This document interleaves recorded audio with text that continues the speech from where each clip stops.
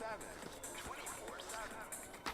is TRAXXfm. Good afternoon. It's time to bring on our guest in the studios. It's Aliyah Karen in the studios of TRAXXfm. Good afternoon. Good afternoon. How are you doing? I'm very fine, thank you. Fantastic. You're looking fantastic also Thank you. on Thank a you. Sunday. Yes. Yeah. Father's Day. Happy Father's Day. Yeah. And to all the dads out there and, Yes. and even to all the stepdads and everybody who's taken on that role The as role a of dad. dad, yes. Correct? Yes, Not so important as the name I'm a father. Yeah. Yes, that's very, very true. True. Okay, there you go. So your wish is coming your way from Dr. Aliyah Karen over here. But she doesn't want to be known by any of those titles. She just wants to be known as Aliyah Karen. Yes. Right. It's a lovely name. Thank you. I like it. Yeah, Aliyah Karen. Does it have any significant meaning or anything? Yes, it's actually Aliyah means light. Hmm. Karen was given by my older sister in the family. Okay. Yeah, so Right. got Aliyah Karen there. Fantastic. Lovely. Congratulations on your book. Thank you. From Nothing to Now, Leadership Lived. And we want to know what inspired you to write this book first. But first, let's start off by asking you where you are now in the stage of your life at this stage. What are you up to? I juggle. I do a few things that I'm, very grateful for that I'm able to do. I do acquisition for a medical or healthcare organization in Kuala Lumpur. I look after the renal side, the dialysis side. So basically, I look into acquiring clinics. So I am fortunate that I only need to officially be in 2 days a week. Other days, I've got my non-profit work. I do a little bit of work advising some of the non-profits that are very, very close to me. I also run some non-profits. I started some. So very committed there. Occasionally, I get some training gigs, something that I like to do. So I do travel a little bit to do some training, corporate training. Training. Yeah, Tell training. him, what kind of training? And they'll be thinking like, look, she trains the Malaysian football team. Oh, no. Yeah, what kind of training are you Yeah. into?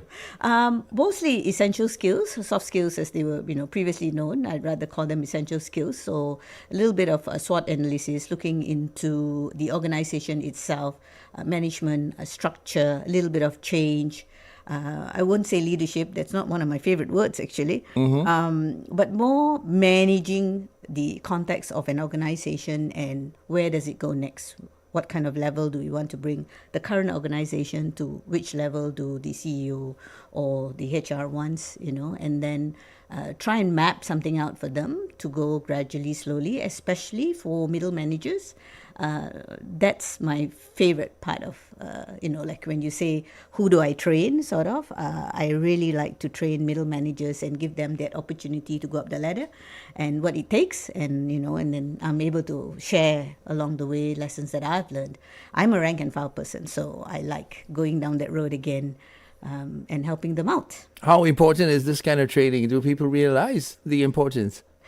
People generally try to look at big topics, right? So I think it's a lot of education that, or rather my change of mindset, that it's not about some bombastic words. Like if you look at the training today, everyone's talking about AI, talking about what's next, talking, of course, about, leadership, talking about change management, emotional intelligence, all of which are very, very important.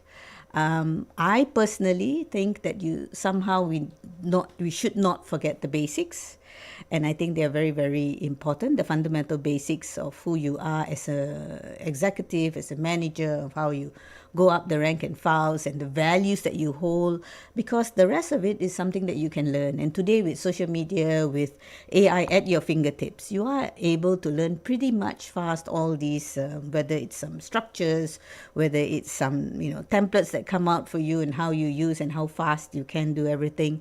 Those are things that gradually people get it very quickly. They learn very quickly.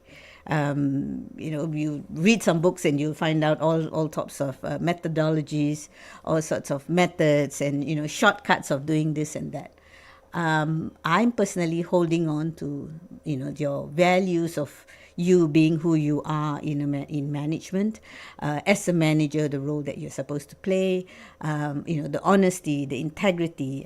So I tend to hold on to that because I think I sometimes feel people tend to lose that in the chase of a paper chase that some of them are doing, or they forget as everyone wants to be on top there, everyone wants to be successful, everyone's in that rat race, as we call it today, and somehow then you forget the basic fundamentals that you need to hold on to in order for you to be successful in different ways, not just in monetary form or as in your position that you hold in an organization. First or last in a rat race, you're still a rat, isn't it? So you don't want to be. Yes. Tom, no, you're laughing, Tom. Oh, okay. All right. So, so you've been doing all kinds of things. That's not all you do. There's a lot more that you do. And tell us a lot more about what else you do. So on my off days, I pretty much have not a fixed schedule. I'm glad I'm at the stage where I can pick and choose what I want to do. And so I do things that are very, very close to my heart. And obviously, nonprofit is one of them. So I like spending some of my time organizing some events, raising funds for some charities. I'm in the midst of doing a big one now. I like looking into the gaps in terms of how charities can improve. So I do some shares, and I do some advisory work. I'm founder of 2 charities of my own. So looking into that, getting somewhere. Which charities are these? I'm with Yayasan Health on World. I'm the co-founder of Yayasan Health on World, which is supporting mental, emotional, and physical well-being. Very important. Yes, we started this during COVID, right smack at COVID in 2020. Yes. So it's sort of self-sustaining at the moment. I've got a great board of trustees on board assisting. I've got content writers to write about activities, events, and what's happening with mental health, some sort of support for readers out there, so that they know they're not alone on this journey. We've got a lot of silent readers when it comes to these kind of topics. Then I'm also with A Leap of Faith, started by 5 friends, 5 businessmen. Okay, all right. That's the name of the other organization, all right? Okay. The other organization. We specialize in assisting children's homes. We want to upgrade existing children's homes. So we go in, we look at the children's homes, and we say, okay, you need a new study area, you need new mattresses, you need new pillows. You could do with a pantry, you could do with some learning equipment, even sports equipment. So we provide that. We redo, we paint, we change it. You source lights. all this, and where are all these things coming from for all that change? I'm very, very fortunate that the people I work with are pretty much kind. I'm in the midst of spending other people's money, which is really very nice to do. Yeah, obviously. So for Leap of Faith, I'm very glad that these 5 friends have come together and and we've already surpassed almost 2 million ringgit. In terms of we're supporting 12 homes now, children's and elderly home. Congratulations. Yes, and we turned 5 this month. Congratulations again. Next month, actually. Yeah, we turned 5 years old. And people listening in right now, Yep. If they want to be a part or if they want to help out in some way, Yeah. how? Sure. I mean, we're on the website. They can find me on LinkedIn. They can find Leap of Faith, and also Yayasan Health on World, or even Life Synergy Medical, which is a new foundation set up at where I work to help patients who have medical problems and who do not have the funds to do the tests and the examinations required. So the foundation sort of helps them with some sort of subsidies or even full payment for their tests. So that's what we're doing in the medical side. So I basically cover from medical to children to elderly to mental health, emotional, physical. So what else is there? How many hours do you have in a day? You've got like 36 compared to the rest of us. I don't know. Yeah. Now, I've got good people. I've got good friends who are helping. That's nice. I've got a very, very good support system. I've got great friends who will just come and say, let me help. Let me set up the booths. Let me, do this. I've got a very supportive family out there who's also helping, because some of these charities may be in my, my home state, and they go and visit on my behalf. So, and when it comes to fundraising, I think I've always been very blessed that, Malaysians generally are very generous. So it's not that difficult to raise funds, especially when they believe in you, they trust you, and they know it's going for the right cause. So I've been fortunate all around. Very, very grateful. Where's your home state? Johor Bahru. Johor Bahru. Yeah. Okay. What's the nicest thing to eat in Johor? What's it gonna be? I think probably ikan bakar. Say, Really? Yeah, they've got good ikan But bakar. you got to go by the sea, isn't it? Yes, they've actually moved a little bit, but yeah, it's still there. Of course, they are. What's For me, that- it's always home cooked food. What's that beach called by the Lido, is it? Lido Beach. Yeah. Yeah. Yeah, they're no longer there. They've moved. Right. Yeah, You know Lido Beach, Zam? but it's got good food. Never been there. Lido Beach. Yeah. Okay. Oh, all right. Another place over there. Okay, come. So I've got questions for you from Zam over here. And 325 is it, Zam? Okay. If you just joined us, hi. Our guest is Dato Dr. Aliyah Karen, but she shall be known officially on air right now as Aliyah Karen. Yes, thank The way she wants to know. So congratulations on your latest book, From Nothing to Now: Leadership Lived. Yes. Yeah. What inspired you to write this book? Great question. People look at me and think that, or realized looking at the titles, looking at the name, looking at, me today, and everyone wants to be successful like me. I've heard that quite a few times. Or people tend to not know what I came from, what was done, whether it was a difficult journey. People tend to look at things now. People are very judgmental, and so they look at it and say, "Oh, you must. It's easy for you. It's nice being who you are. Right. You've got, you're lucky because you work 2 days a week." Yeah, carry on. Sorry. Etc., etc. So I've been hearing that for quite a bit, I would say, and so I started to jot my thoughts down a couple of months ago after I lost a brother. Sorry. Yes, so it's coming to a year now, and it was a very difficult process. It took me 6 months to actually process the entire thing. So I started with me jotting down things about my childhood and my journey and me growing up with him and the rest of my siblings, because I come from a very big Your family. brother and your siblings, yeah? Yeah, What's your so- brother's name? My brother's name is the one that I lost, Joe. Joe. Yeah. All right. Yeah. So he gets along very well with every single person in the family. And so it was a big hit to us because it was very sudden. He was not ill or anything like that. And he was on a mission trip. Oh. Yeah. So What's he do, Joe? Joe's a pastor, actually. All right. Yeah. And he was on a mission trip to India. And he was in the midst of helping, people in India in a small village. And then he had a heart attack. And so it was, we were caught off guard, obviously. So it was very difficult. And so 6 months down the road, it was actually on Christmas Day that I started to process this entire thing and started to write my thoughts. And initially, I was just writing. I like to write, so I just started to write.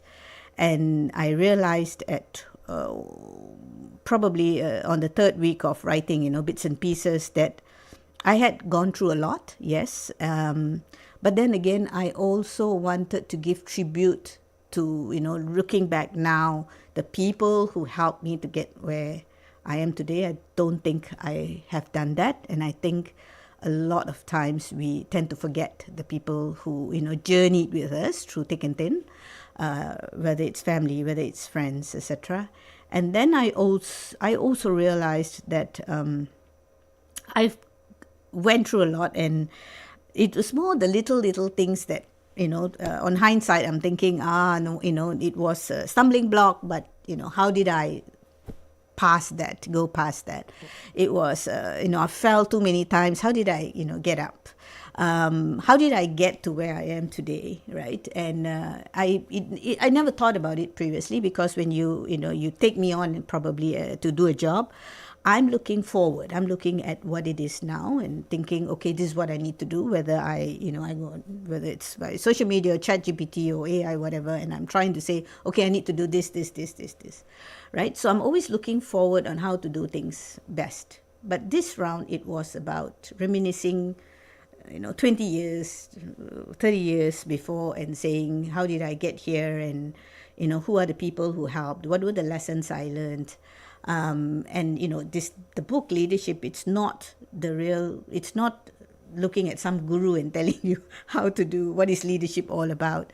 It's personally for people who I'm hoping that people will just realize that actually there are lots of lessons that they've learned.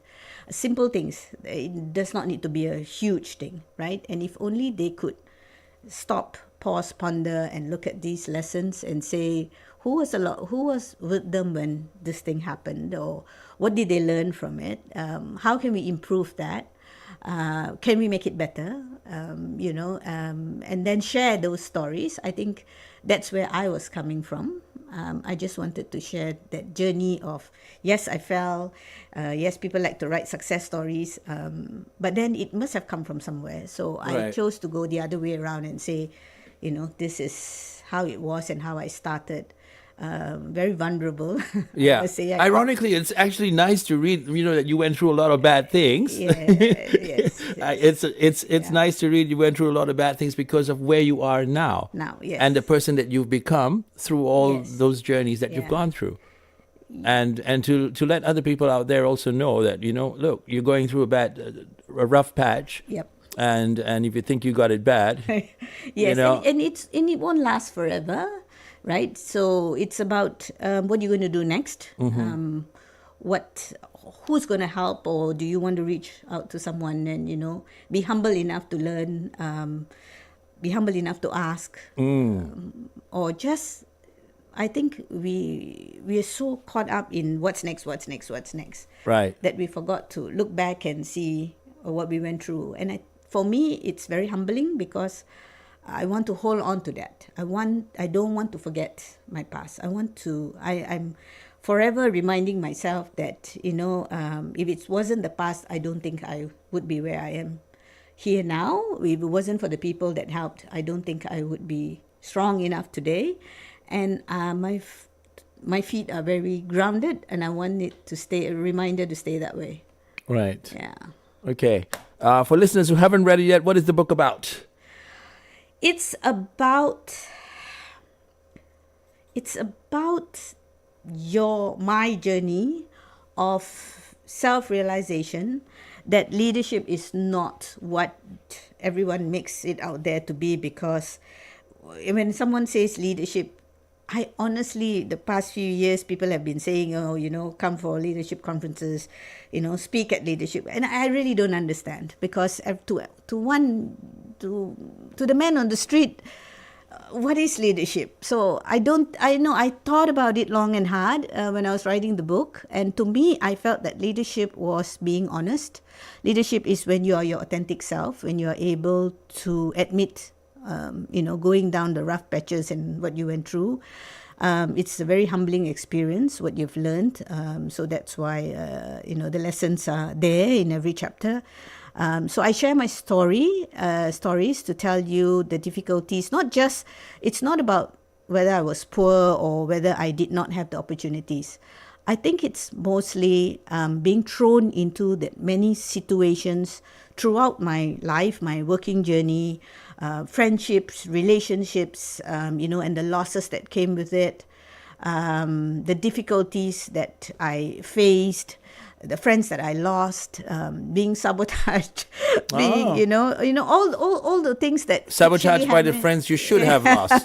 Exactly, right? Yeah. So I did write quite a bit on friendship and how I hold friendship, today. So so the book is about reminiscing a little bit of obviously about me, but more of the stories that I the raw stories that I actually tell on the lessons that I've learned. Right. And what I want to do and what life should be about, especially for me, being present today, being very thankful. I'm really very, very grateful for many, many things.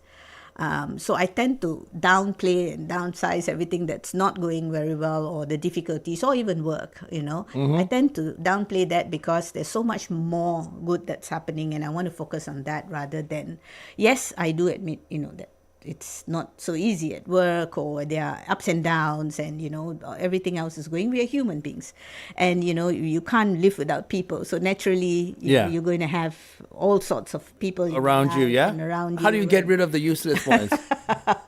That's a good one. Yeah, boundaries. Yeah? Yeah, What's boundaries. your, I mean, where's that, okay, this is it. That's it. Yeah, I've yeah. had enough of you. I've actually written that because you're so apt to ask me that. So I compartmentalize, friends. I invest in people who invest in me, right? So I'm very, very firm on that. I really spend a lot of time, effort, and I take care of relationships because I know what good friendship has been. I've got friends for 20 years, 30 years. You pick up the phone and they may not even be speaking to you for 6 months because of, whatever, that everyone's busy. But if I do reach out, I have friends who will come running. I do have that. And that I am, very, very thankful for.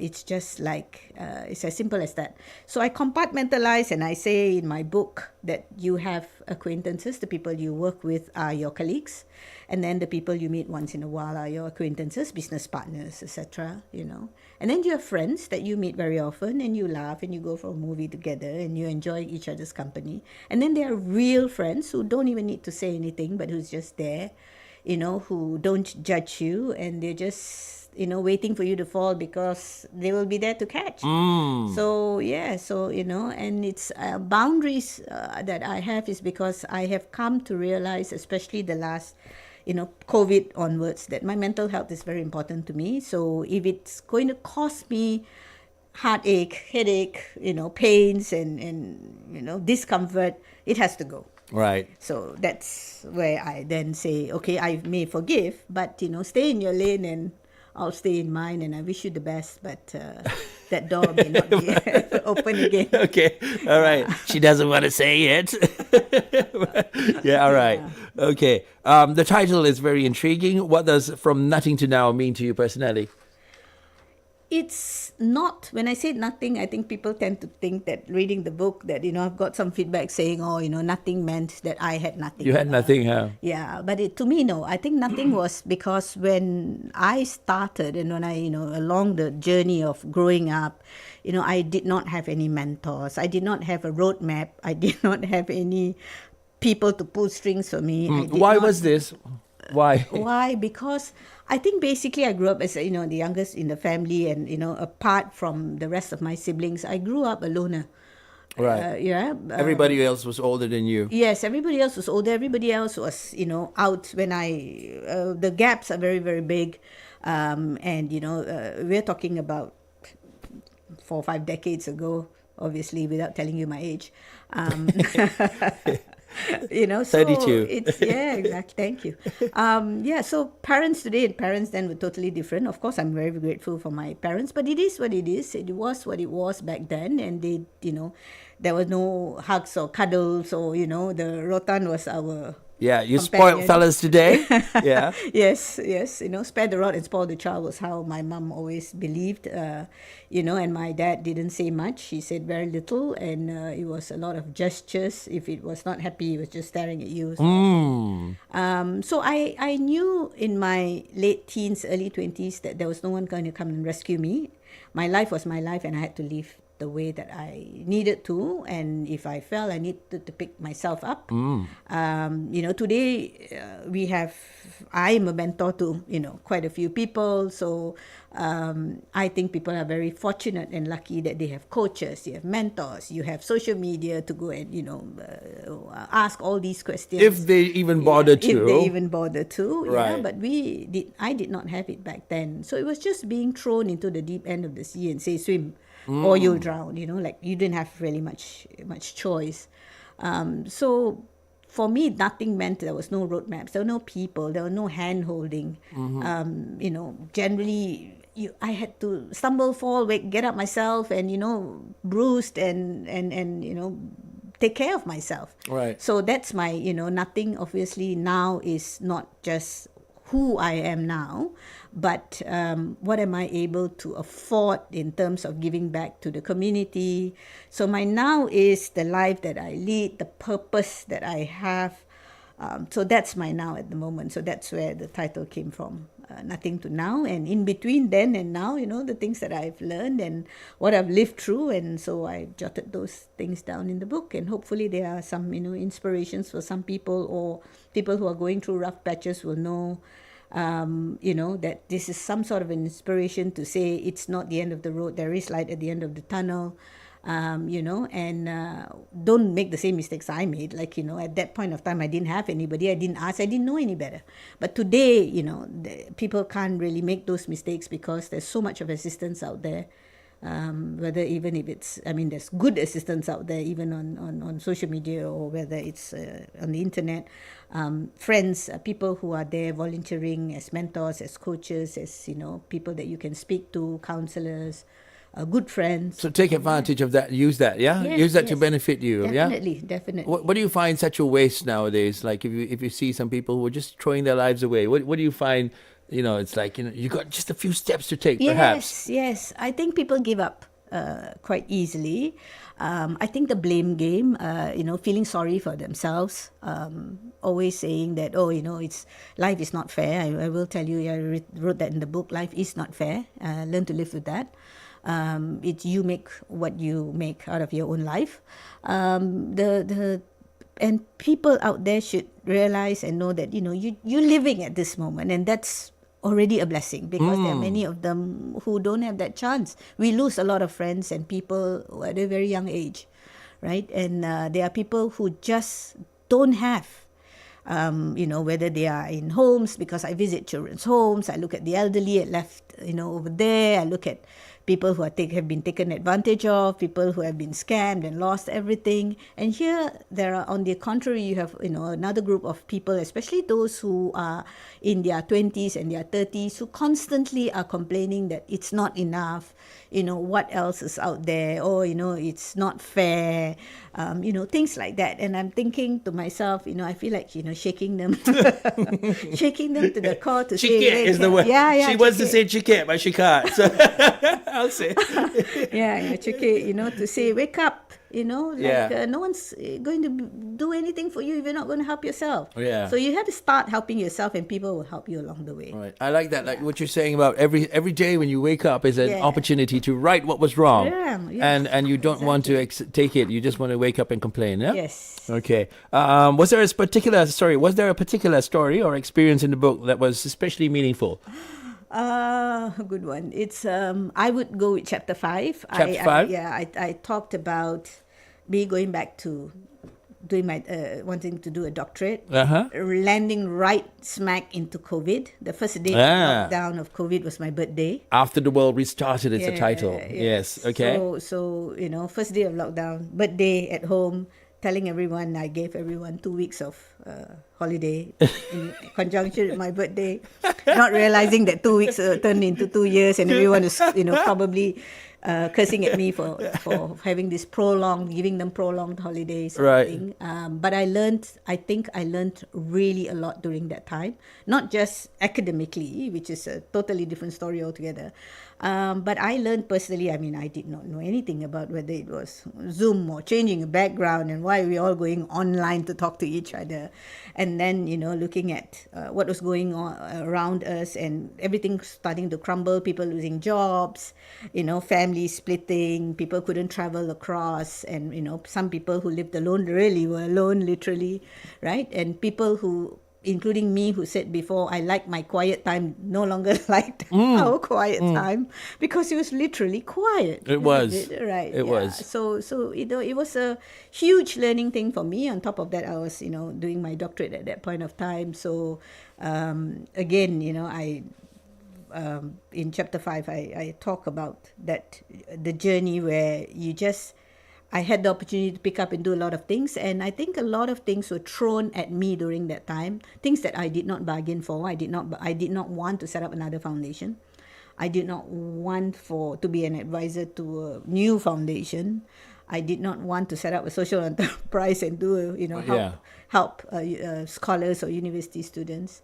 I did not know that was coming. But that was your fault, isn't it? Yeah, because you are who you are, and people realized they could depend on you to actually, Yes, yes, I would, take a little bit of credit for that. But thankfully, I knew that I would need help, and I had good, friends help in whether it was the foundation, whether it was the social enterprise, whether I started something in JB thinking that, I'm not involved in this. I'm merely an investor. I wanted my colleagues to take this on, and it was, ended up that they still needed me, my advice, my assistance. So a lot of people depended on that time, and in return, I depended on people, and so that was a huge learning curve for me. On top of that, doctorate journey was not what I expected. Why? The thing is this, I like to write, and I did not know that this is academic writing, So Okay. the first week I got ticked off from my prof saying like, ini bukan buku cerita, ya. I was like, okay. You should have told him, look, what's coming, see what's coming soon, right? That's why. Buku cerita. Yeah. Yes, coincidentally, I'm meeting her tomorrow. To Oh, okay. Oops. Yes. Yes. So it was, trying to juggle many things and wanting to assist as much as I can. And I thought I had that opportunity. I was fortunate that I had the time during that time. I think everybody had. But it's just that I had less worries than, everyone else. So, Okay. yeah, so I banged on that to say, look, I'm not in any financial difficulty. I don't have to worry about not having a job. I did not worry about not having enough time, or nothing to worry about. So I could concentrate on this many things that were going on during that 2.5 to 3 years, and so that chapter 5 is something that if Chapter 5. yeah All people right. want Is that your favorite too, Zam? Zam read the book before me, right? Yes. Okay. Our guest this afternoon is Aliyah Karen. She's written this book, Nothing to Now, Leadership Lived. And where is this available for? It's on Amazon. All right. It's on Amazon, and it's also on the publisher's site, which is Notion Press. Right. You get a cheaper version of Notion Press. So Okay. go for it. The whole idea of the book is not to make money out of it. Yes. So all funds collected from the book, whatever that's coming, is going Right. towards the charity. That's why we said we were happy to. TRAXXfm is happy to promote this book, Yeah. because we know out of this book comes good for people. Yes. And Thank you. And it wasn't for, like you said, it wasn't for you and money. Yes. But like we said in the room, it'll come. It will come. Yes. Yeah. Okay, I got questions over here, but we are running out of time now. Okay, so you've had a long career in healthcare, leadership, and humanitarian work. How have those experiences shaped the message of the book? At the end of the day, it's community. It's people, whether it's healthcare, whether it's the non-profits, they all centered around people. I realized that you have people and you have the passion. One, you'll go a long way. Two, compassion now comes with competence. So as much as I'm very, compassionate about things that I do, I also realize I have to be very competent because I'm juggling. So I really need to make sure that whatever I say I can do, I will do. I pledge on things that I really can carry forward and make it happen. So if it's 4 things that I could say, it's people and passion, compassion and competence is part and parcel of whether it's healthcare, whether it's a non-profit. I'm holding on to those. Important. Yeah, important things. What did you learn about yourself while writing the book? I hate writing. No, I actually loved writing. I learned that I needed to have more patience, because this was the time that I had to really sit. And, I'm so used to running from pillar to post, one to another, and I enjoy doing it. I have no complaints about whatever that's happening. But this book forced me many a times to sit and patiently reflect. It gave me that opportunity to really think what had happened, where I am today, and how grateful I am, and to consistently remind myself that yes, I've come a long way. Yes, it has been difficult. It was not a bed of roses. And if I could help other people via, leadership is not just a title. Leadership means that you are opening doors. You are giving people opportunities. It's something to be shared. So, have built platforms for people so that this continues for the rest. So I learned that I'm able to do that. I'm able to influence. I'm able to bring people to the next step. I'm able to open doors. I'm able to help, able to mentor, able to introduce people to other people who, may do a better job than I do. So that's very encouraging, and I'm very happy to be able to do all these things. Right. So right. How does that feel? You're injecting people with hope all the time, isn't it? I'm also injecting really realistic, being realistic, you know. I think I'm not one of those who wake up with positive affirmations, and I've said that in the book. I'm not the 5 a.m. person who says you have to start your day early. Right. You need to sleep in, lah. Sleep you know? lah, yeah. Sleep lah. Just be authentic lah. Be yourself lah. Yeah. Not everyone's cut out for this 5 a.m. meditation before you sleep. Yeah. Right? So I think be yourself, be authentic. I think we all have it in us to assist. You don't need to be rich to help people. Right. Come on, right? So Correct. as long as you're able to give somebody an opportunity, then give. If you're able to help, then help. I think these positive affirmations are, okay, it may be for some people, but Yeah. it's not really Can for me. get excited about a stick, like I can do it.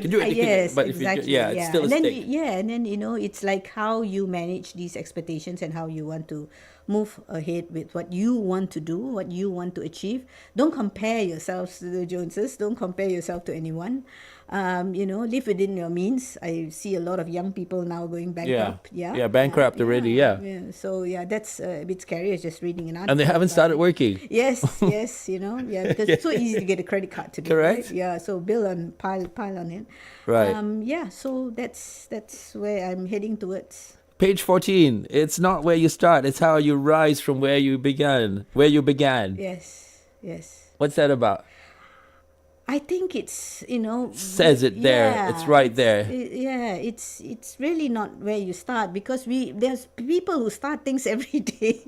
There are people who start new things and new ideas and new ventures and every day, and so I think again I'm saying hold on to where you came from. Stick to what you learned throughout the way. Don't make the same mistakes. Stay humble. Stay grounded. Reach out for help. So it's really where you came from that makes who you are, and I don't think you want to change that for anything that you today may have, because everything that you have is very temporary. Nothing is permanent. Yeah. Right. So I think for me, basically, that thought came to me. So the quotes from the books came as I was writing it, so I wrote that down. Okay. Your work often centers around helping and empowering others. Why is that mission so important to you? Because we are able to, because I can. And I think everyone can. It's whether we want to or we don't, right? Because I know there are people who say, if you help, then they'll depend on you and all these kind of things. But let's just push everything aside, because we're smart enough to know who we can help, when we can help, what we can help, how we can help. We're smart enough to know that. And we also know our own limitations and our own, what we can do, right? What our own ability. So if we tap on that, there are people there that we can help. I'm not asking us to go and, Help be Mother everybody, Teresa yeah. and save the whole world. Nope. Yeah. No way am I doing that as Right. well. I've been, got the burn and the short end of the stick, or I've been burnt before. But I'm cautious of who I help and how I help. But importantly, I think I'm doing it because I want to, not because I have to. I'm able to do it, so I'm doing it. Right. How long ago should you have written this book? A long time ago. Yes. Somebody said I should have wrote a joke book. Okay, that would be great. We'll have you on a different session on a different day. But did you procrastinate? Did you wait a long time? No, when I set my mind to writing You that started, book, that's in it. December I set my mind to write a book. It took me just about a month to get everything in. And, Right. Yeah. So, And it's short and sweet, 76 Yes. pages. I think it's enough. I don't think we are all at that stage where we want to sit down and, read. I wanted it to a book for people to have a good 2 hours over a cup of coffee or before bedtime and just read it, or in a quiet corner, just have a cup of coffee or sip some tea and read it and see where are the aha moments in your life, or if there's something that resonated with you or something that you want to carry. And above all, hopefully it motivates people to say, look, I may not be at the stage that I want to be. I'm not rich, or I'm not, by any definition, comparing myself to anybody, but I can do something, and life is a purpose. And we need to understand that our purpose is not just for us. It's, what can you do for somebody else? Even if you can do one simple thing not even a day, maybe one simple thing a month, right? Today WhatsApp calls are free. Go, catch up and find out how someone is doing or something like that. Just make small differences, and I think that goes a long way in a world where everyone is so busy, busy. Right? You ask Right. someone, how are you today? And they'll say, I'm busy. Right.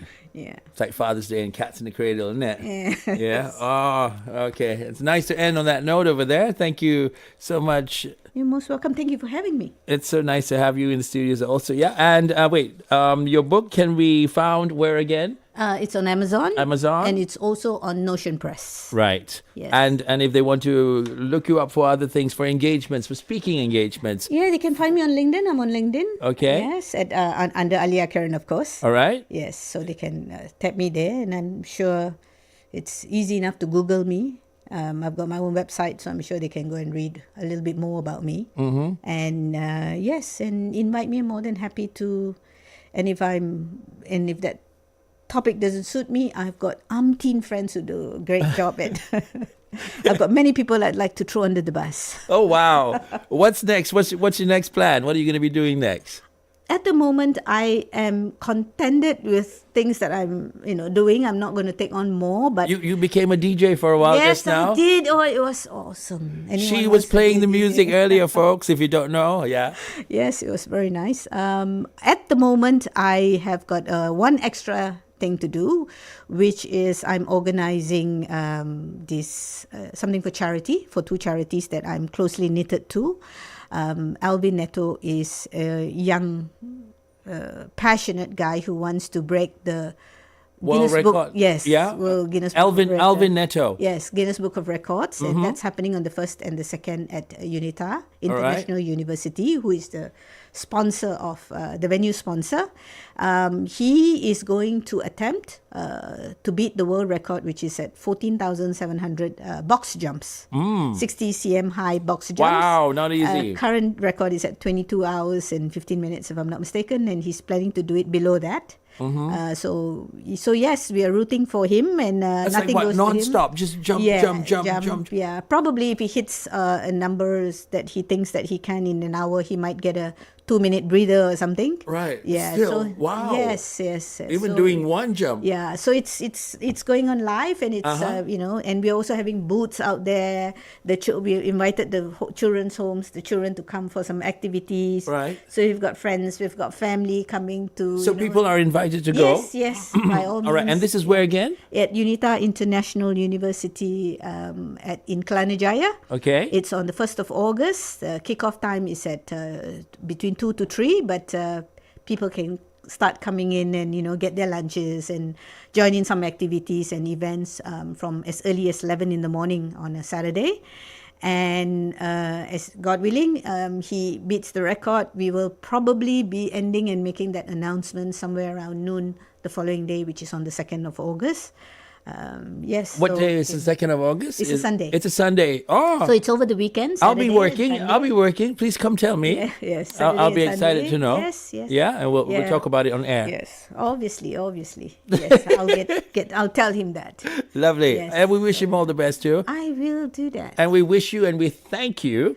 Thank you. for caring enough to write this book. Oh, thank you. And thank you for being our guest today at the studios. Thank you very much for having me. Thanks from Zam and Yes, from thank everybody you, at Zam. Trax. Yeah. Yes. And Thank you, Trax. Yeah. Take care. We'll see you again. We want to see you again. I'm It's sure. important. Yes, I will come by again, Aliyah and I'll Ka- play more music. Oh, yes, you do. Aliyah Karen, it's been a pleasure. Thank you.